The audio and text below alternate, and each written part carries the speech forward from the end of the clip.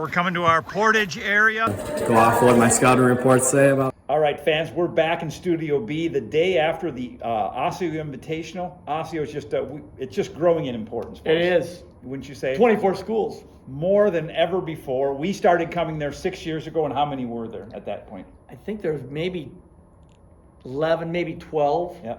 And so I guess the word is out. We're going there. Other schools are deciding to come. It's just, well, there are runners that are apparently skipping the GRIAC, even though their team is running, and running Osseo. Well, I mean, that's what happened. I mean, we don't know the situation. No. But River Santiago River wins the Santiago of Blaine beats Cade Sandvik is ranked 4th in the state, 11th at GRIAC, I believe. Yeah, an elite international field practically. Yeah, and River Santiago didn't run that. Well, what Blaine did, Yeah. the team ran GRIAC, Yeah.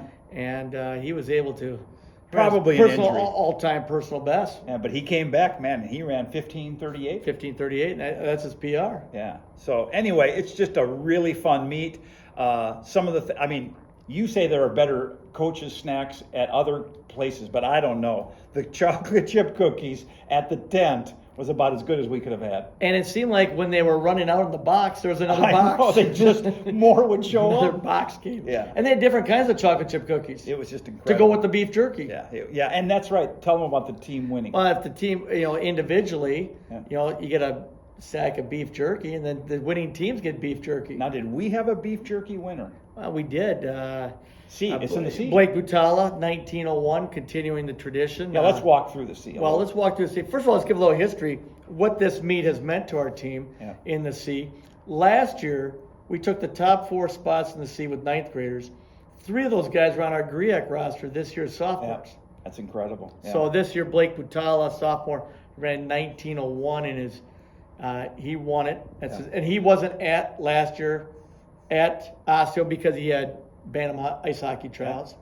And then second place was Zach Balvance, his first year, and he gutted it out. Talk about, I was there at the finish. Yeah, he fought. 2 strides after crossing the line, he's losing his lunch. Yeah, just off to the he side. fought it, and he was We second. had guys compete. He was second. Yeah. So the C ended up with handily win, I think 29 points. Last year I think we had 18, but 29 points this year. Pretty solid performance there at Osseo. Yeah, it was a great race. And it sort of brings back to Lakeville North. The Lakeville used to have an invitational, and we always loved to run that C meet there. And this has kind of replaced that, hasn't It really has, and it's we had good competition. Usually Blaine's a battle, Maple Grove, Centennial. Yeah. Some schools we generally don't see, which is really it's a nice. little different vibe up there in the North Metro. It is a little bit of different vibe.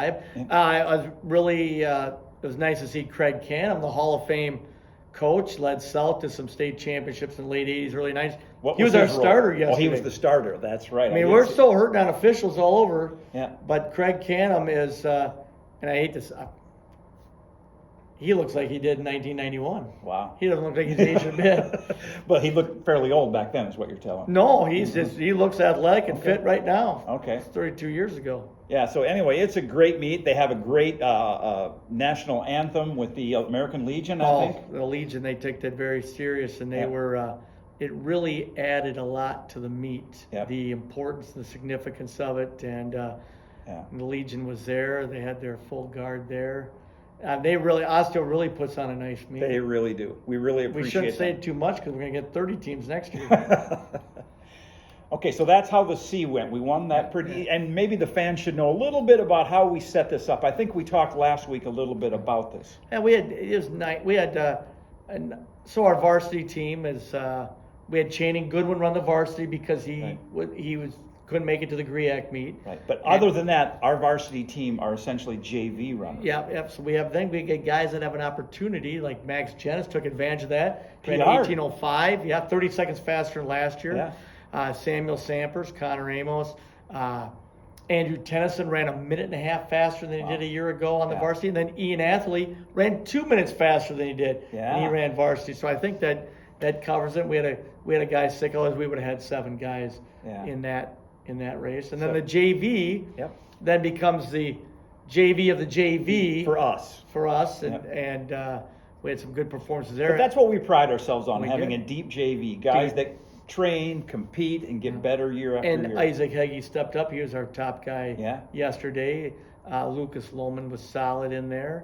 on our JV. And then after that, it's all juniors and seniors left on that JV that we ran this time around. And I think they all broke 21 minutes, including Andy McBreen broke 21 there. But Gus McIntyre improved by over a minute. Broke 19. Over a minute, he improved by. And Nick Simons right Nick Simons' first year out. Yeah. They were both there. Keanu Lynn ran pretty well yesterday. Yeah. Sawyer Valine closed. He did. Yeah. Wyatt Davis back from injury did pretty well. I hope I'm not missing anybody. I might be Robbie Sell. As well. So we love going to the meet. So great meet, and we had an enjoyment. And now we're looking ahead to Owatonna. Yeah. And Owatonna is going to be next Thursday. Not to maybe a little bit on the varsity. We talked about that. Sorry, yeah. But we were 7th in the varsity yesterday. Won a tiebreaker. Channing Goodwin, top 15. Out of 2014? Yeah, top 15 as a 9th grader. Yep. Saudi moved up nicely during that, like a savvy veteran. Yeah. And then we already mentioned Max Jens. We mentioned the guys that ran it, but I just want to put their team finish in there. Overall solid team effort for them as well. Yeah, we're really proud of those And then guys. Going back to the C, we'd be amiss not to mention some of the 9th graders. Top 10, Jax McCabe is a 9th grader, top 10. He was an 8th place finish. Yeah. Mason Rapp was 6th as a sophomore, was in there as well. Elias Schroeder put the nail in the coffin. He was our number 5 guy. Yeah. And then we had good support. A couple guys right behind him. Yeah, support there. Noah Hansen right there, support, 9th grader. Colton Henry. Yeah, also top 7 as a 9th grader. And then we had guys supporting that from there, some big PRs. Great race. Great race across. So now we're looking to Owatonna. What can you tell us about Owatonna? Well, Eb Berg, named after Eb Berg, and he was the coach at Owatonna when I was in high school down in Austin. Yep. Eb Berg's a Hall of Fame type coach, and he passed away of, I believe, prostate cancer a few years back. It's a fast course, fan-friendly course. Yep. I don't want to say fast course. I think the guys make it fast. I think it's because a parent can see their athlete run 12 different spots without much effort. Yeah. So I think one of the reasons why it's fast is because of the crowd. And the other thing I always like about Owatonna, it's about when the weather starts to break for us. Now we're getting races where we're running in 50, 60-degree weather. It's a fast course. Kids enjoy running on a faster really course. Do. And it's our springboard into the conference, which will be the following week, South Suburban Conference. Yeah, there's going to be 15 teams here this year. We're going to see Mankato East they generally aren't at the Eb Berg. It'd be fun to see Mankato East, the defending Class AA champion. And they're, I would say, definitely a top 10 overall right now in the state of Minnesota, regardless. So we'll see them. We'll see Lakeville North will be back there. Egan solid this year. So it'll be a tough competition. Be a real tough competition. We'll be hoping to be in the top 4, hopefully. Yeah. Well, and then our how about alumni? Who do we got for this week? I believe we're going to do Anders Roback, who in a week from today will be running the Spokane Marathon. Yeah, that'll be exciting because they should have pretty good weather for that Spokane Marathon. Unfortunately, this weekend it looks like the Twin Cities Marathon might be a little hot. We're hoping Cole Adams can do well, but we'll see how things go. Yeah. All right, back in Studio B. We're always happy to be back here with the gang. Talk to you guys soon. We're here, fans, with Anders Roback, a 2021 Rosemont High School graduate. Anders, can you tell us what you've been up to? I will be going to my junior year at Gonzaga University. I just came back from 4 months abroad in Europe, and I'm currently training for a marathon. I'm running the Spokane Marathon in October. Nice. So good luck with that. Can you give us your favorite high school running memory at Rosemont?